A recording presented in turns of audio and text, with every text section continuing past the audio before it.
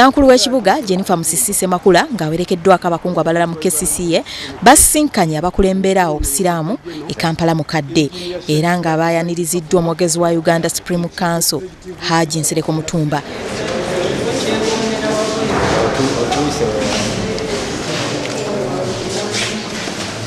Oluvannyuma Musisi yasinkanye mufti wa Uganda Sheikh Shaban Ramadan Mubajje era ne beesogga akafubo akatakkiriziddwamu bannamawulire.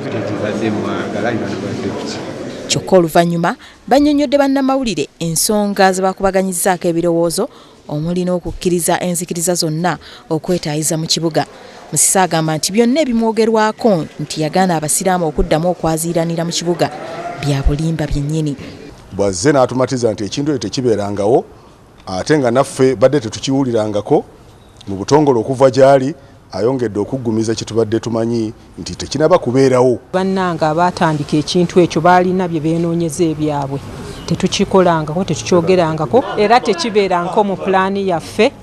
Twagala nnyo abantu okusinza mu Uganda buli omu mu nzikiriza ye.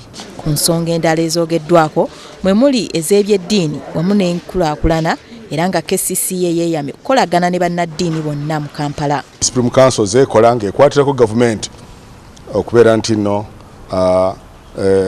tukwatako ku basiraamu ne babeera nga beenyigira mu puroguramu za gavumenti n'endala tuzissa mu nkola ng'eza UNICEF, USAID, UNDP ate n'endala eza gavumenti ezikwatagana n'ebyobulamu. Twagadde okukwatagana okwogeraganya era okutegeeragana ku nsonga ez'enjawulo ng'abantu abali mu kibuga.